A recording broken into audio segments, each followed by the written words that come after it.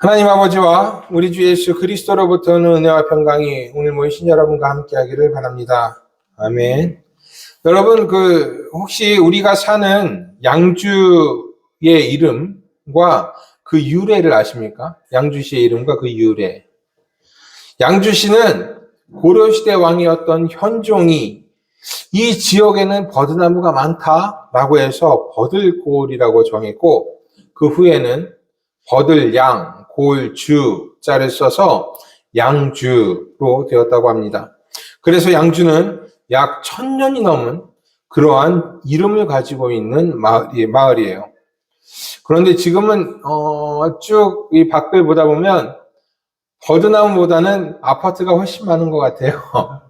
예, 그래도 잘 찾아보면 여기저기 버드나무가 있답니다. 이처럼 오늘 복음서에서 나오는 예루살렘도 그 이름의 뜻이 있어요. 이르라고 하는데 그것은 도시라는 뜻이고, 샬람, 이것은 평화라는 뜻이에요. 평화의 도시. 이것이 예루살렘의 이름의 뜻입니다. 그리고 예루살렘은 유대교에서도 이슬람에서도 우리 기독교에서도 성지라고 부르는 곳이에요. 유대교에서는 예루살렘에 뭐가 있어요? 다윗의 성전이 있기 때문에 성지가 되었습니다.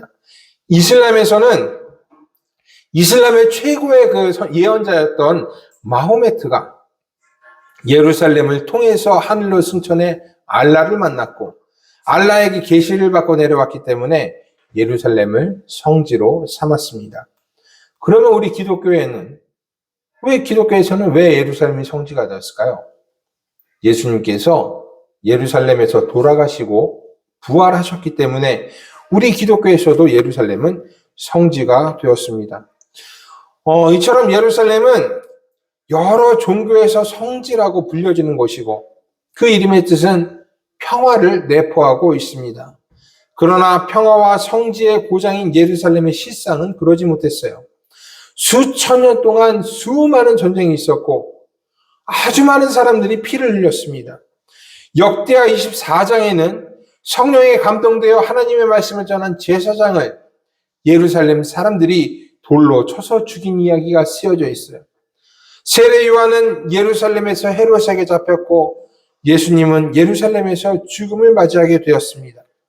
성경 외 역사적으로도 예루살렘을 둘러싼 유대와 로마의 전쟁, 중세에 있었던 약 200년간의 십자군 전쟁, 근대에 들어서 일어난 3차 중동 전쟁, 재작년에 일어났던 하마스 전쟁도 발단은 예루살렘에서의 분쟁이 근원이었어요. 성지 또는 평화의 도시라고 불리는 예루살렘이지만 아이러니하게도 실상은 그렇지가 않았습니다.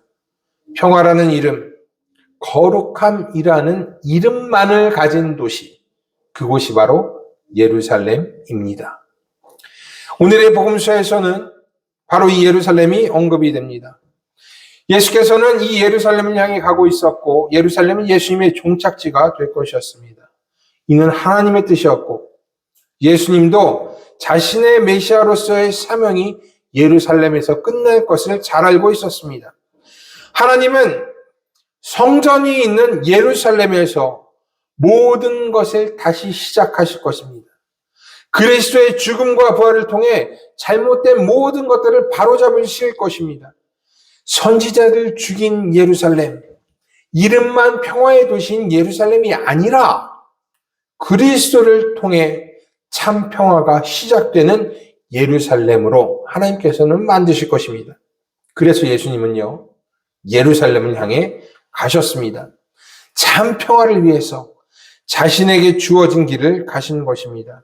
그리고 가시는 도중 갈릴리의 여러 마을에 들려서 하나님의 복음을 전하셨습니다.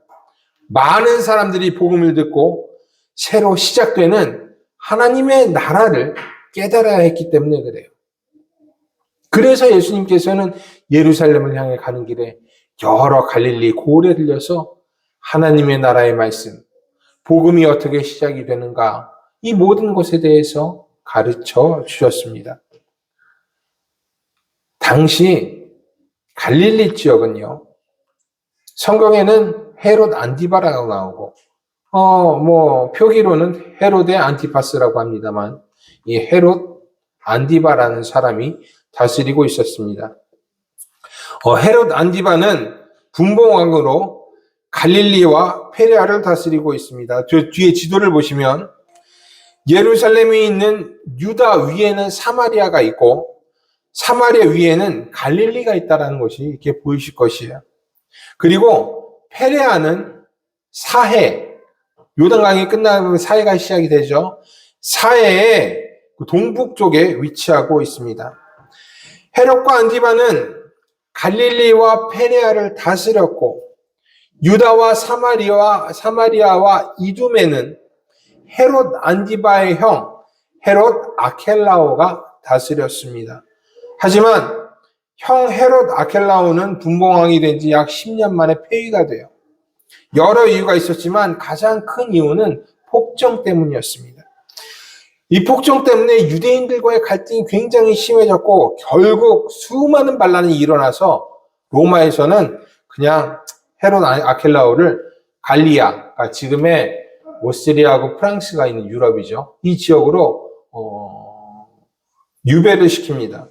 그리고 유다와 사마리아와 이두메는 로마의 직할령이 되어서 이스라엘의 왕이 아닌 총독이 다스리게 됩니다. 그래서 예수께서는 누구한테 죽임을 당하셨어요? 본디오 빌라도 총독에게 죽임을 당하시게 된 것입니다. 여하튼 예수님께서는 갈릴리에서 복음을 전하셨고 이 소문은 곧 헤롯 안디바의 귀에 들어가게 됩니다. 사람들은 예수님을 두고 선지자다, 엘리야다라고 하면서 칭찬하면서 예수님을 따랐어요.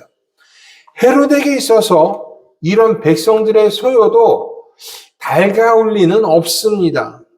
게다가 헤롯의 신경을 계속해서 건드는 것은 일부 사람들이 예수님을 두고 환생한 세례 요한이다, 부활한 세례 요한이다 라고 했기 때문에 헤롯은 예수님에 대해서 신경을 곤두세웁니다. 누가복음 9장에는 헤롯이 예수님에 대한 소문을 듣고 당황해하는 모습이 쓰여져 있습니다. 자기 손으로 죽인 세례 요한이 환생했다는 이야기를 들은 헤롯은 예수님을 만나고 싶어 합니다. 그러나 예수님의 활동과 세력이 커지자 만나고자 하고 싶었던 그 마음이 바뀌어요. 예수님을 죽이고자 합니다. 오늘의 복음서 31절의 말씀입니다. 곧 그때에 어떤 바리새인들이 나와서 이르되 나가서 여기를 떠나소서 헤롯이 당신을 죽이고자 하나이다. 바리새인들의 이 말은 헤롯이 예수님의 활동을 예의주시하고 있다는 것을 나타냅니다. 그러나 예수님은 이 말을 듣고 떠나지 않으십니다. 예수님이 가야 할 길, 예수님의 할 일이 아직 남아있기 때문입니다. 많은 사람들에게 새로운 하나님의 나라를 전하고 그리고 그들의 아픔을 치유하는 일, 이 일들이 남아있었기 때문에 예수님은 헤롯의 위협에도 자리를 뜨지 않으신 것이에요. 도망가지 않으셨습니다.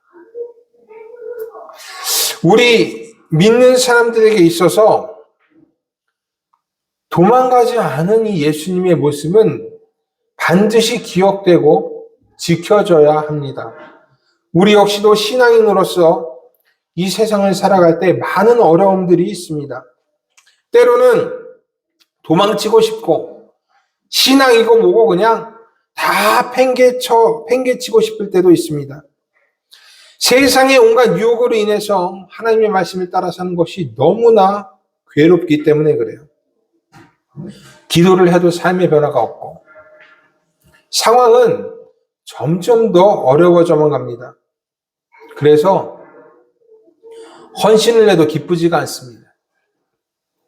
내 노력이, 내 신앙이 무의미한 것은 아닌지, 그동안의 고생이 허사인 것처럼, 마치 뜬구름을 잡는 것처럼 느껴질 때도 있습니다. 저도요, 여러분과 크게 다르지 않습니다. 한국에 와서 이 교회를 시작한 지 벌써 1년이 다 되어 가지만 눈에 띄는 변화가 하나도 없어요.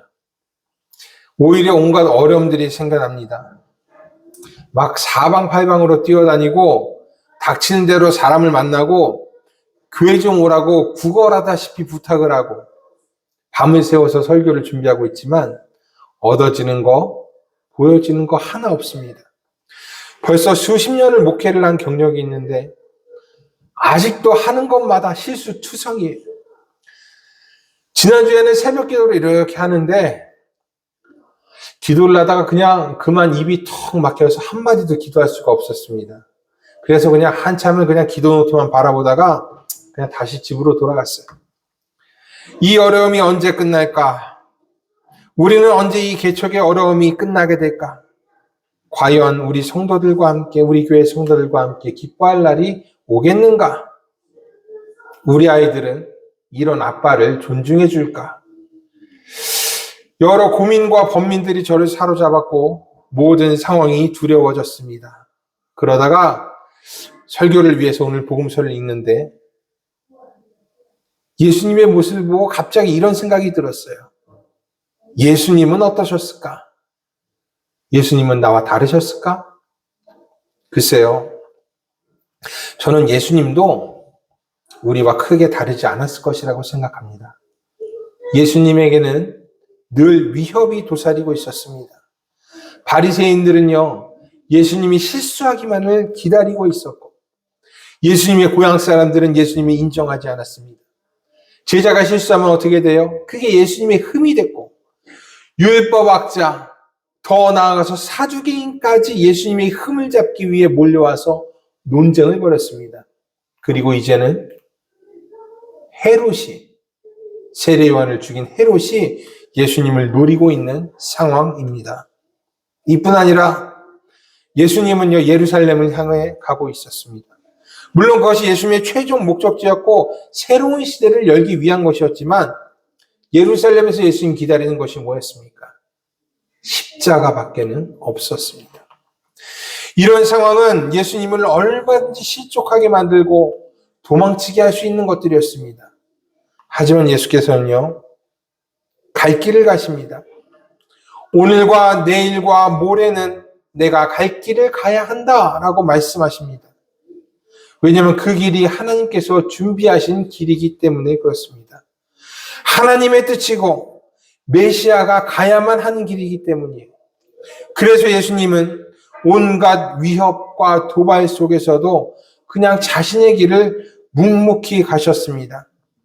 예수님 전에 이 땅에서 활동했던 수많은 선지자들처럼 하나님의 말씀을 전하다가 돌을 맞아 죽음을 당한 제사장처럼 그리고 세례 요한처럼 예수님도 하나님의 뜻을 따라 그냥 자신의 길을 그냥 가신 것이에요. 우리가 가는 길도 그렇다고 저는 생각합니다. 이성이 발달하고 합리적이고 예수님의 시대와는 비교할 수 없는 전혀 다른 시대에 살고 있는 우리이지만 믿는 자들이 가는 길은요, 옛날과 다르지가 않습니다. 여전히 세상의 유혹 가운데서 살아가고 신앙으로 고민하고 번민하고 수많은 도발과 도전에 맞서고 있습니다. 이로 인해서 어떻게 돼요? 지치고 상처 입고 힘들어합니다. 그래서 다 내던지고 다 버리고 도망치고 싶습니다. 그럼에도 불구하고 우리가 이 신앙의 길을 가는 것은 이 길에 하나님의 뜻이 있기 때문에 그렇습니다. 이 길이 예수님이 가신 길이기 때문입니다. 그리고 이 길의 끝에 부활과 영생이 우리를 기다리고 있기 때문입니다. 예수께서 예루살렘으로 가시기 전 예루살렘은요, 선지자를 죽이고 자신들에게 파송된 자들을 돌로 치는 곳이었습니다. 그러나 예수님께서 예루살렘으로 가셔서 죽으시고 부활하심으로 예수님은 부활의 장소, 희망의 장소, 새 시대가 시작하는 장소, 정말로 성지가 되었습니다. 우리도 마찬가지입니다. 지금은 보이지 않아서 알 수가 없지만 우리가 우리의 갈 길을 감으로 인해서 많은 것들이 변하게 될 것입니다. 우리가 가는 길에 하나님의 말씀이 꽃피어질 것이고 그로 인해 절망 대신 희망이, 좌절 대신 기쁨이 넘쳐 흐를 것입니다. 세상이 주지 못하는 하늘의 놀라운 은혜가 여러분들을 통해서 이 세상에 전해질 것입니다. 그래서 사도 바울은요, 로마서 8장 18절에서 이렇게 말합니다. 현재의 고난은 장차 우리에게 나타날 영광과 비교할 수 없도다. 장차 우리에게 나타날 영광과 비교할 수 없도다 라고 말한 것입니다. 여러 가지 신앙적인 일로 인해서 상처 입은 우리를 통해 하나님의 나라가 임하고 그것이 우리에게 영광이 될 것입니다. 그러니 우리 같이 힘을 내서 갑시다. 우리 함께 우리의 갈 길을 갑시다. 하나님의 뜻을 다시 한번 생각하고 훗날 우리들에게 주어질 영광을 바라보며 예수님의 길을 따라갑시다. 지금 우리의 고난은 반드시 하늘의 상급으로서 우리 앞에 나타나게 될 것입니다. 그것이 저와 여러분들에게 주어진 약속입니다.